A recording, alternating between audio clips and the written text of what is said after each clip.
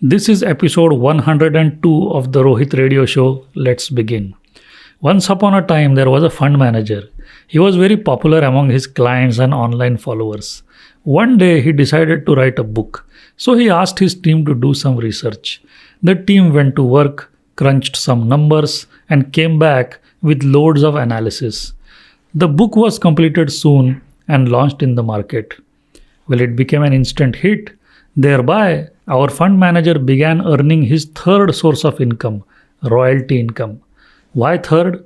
Well, the first source of income was the salary that he was receiving every month from his own company for being a fund manager. And the second source of income was the dividends that his own company would pay him since he himself was a part owner in the fund management business.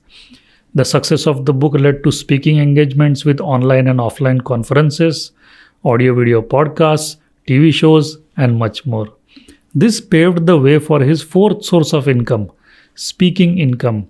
He would also get invites to host major investment conferences attended by top business leaders, which added a fifth source of income to his life, which is hosting income.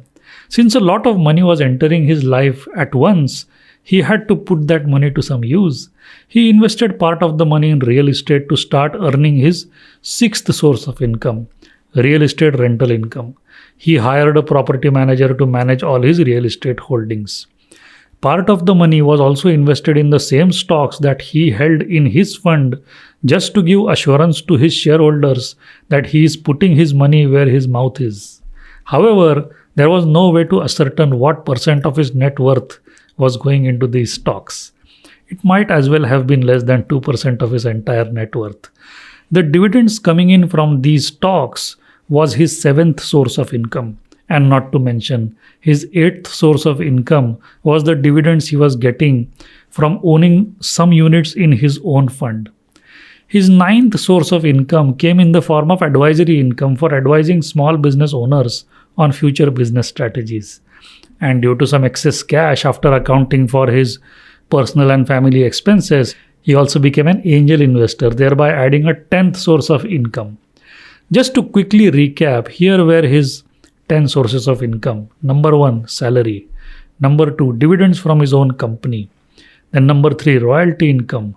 Number 4, speaking income. Number 5, hosting income. Number 6, real estate rental income. Number 7, dividends from personally owned stocks. Number 8, dividends from units of his own fund. Number 9, advisory income. Number 10, income as an investor in a private business. Now notice carefully, 9 out of 10 of these sources of income were current income, meaning the money was coming in the current year, not after 20 years. Money coming in today is far more valuable than money coming after 20 years.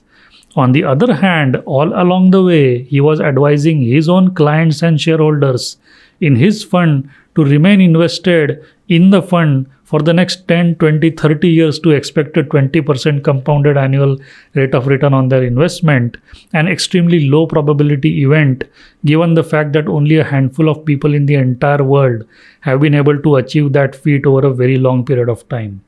Anyways, nothing was promised on paper, of course. However, a man who truly knew how to make money by generating multiple sources of income was asking people to wait for decades to see a decent amount of wealth in their portfolio. Why was he not discussing his other ways of making money with his clients and shareholders? Once in a while, one of his many suspicious shareholders would ask him about the excessive valuations of the companies in his portfolio, sometimes even exceeding a P multiple of 100. He would brush aside the question by spitting out intelligent sounding jargons like free cash flow, distribution strength, honest promoters, return on equity, return on capital, etc. The list would never end until the questioner forgot the original question that he had asked in the first place.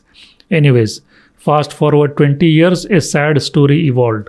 The economy was crashing. The country in which the fund was invested in was in a war with a neighboring country. Fiscal deficit had increased a lot. Inflation had gone up much more beyond expectations, as a result of which the central bank was hiking interest rates almost every month, putting further strain on asset prices, especially stocks.